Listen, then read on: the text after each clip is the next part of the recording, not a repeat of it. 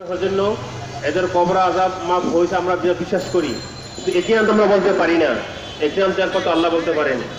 এজন্য এদের কবর সব পৌঁছানোর জন্য তো ফুল দিলে কবর সব হবে না।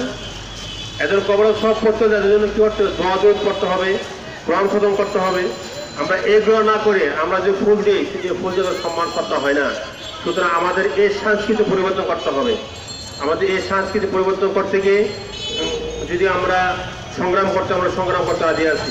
সুতরাং এই জন্যই পিছাপ চমড়া পক্ষ থেকে পুরো বাংলাদেশের প্রত্যেকে থানা জেলা পর্যায়ে ওয়ার্ড পর্যায় থেকে শুরু করে আজকে আমাদের এই ধারাবাহিক প্রোগ্রাম, তারই আলোকে আজকে আমরা খতম করানো হয়েছে। আমরা আজকে শহীদদের জন্য দোয়া করব, তাদেরকে আল্লাহ তাআলা এদেরকে মাফ করে দেয় এবং পেছন চুমক আমদান করেন। আমরা এই সময় আমরা দুরূদ শরীফ পড়ি। আল্লাহুম্মা সাল্লি আলা সাইয়্যিদিনা ওয়া নাবিয়্যিনা ওয়া শাফিঈনা ওয়া হাবিবিনা মুহাম্মদ সাল্লাল্লাহু আলাইহি ওয়া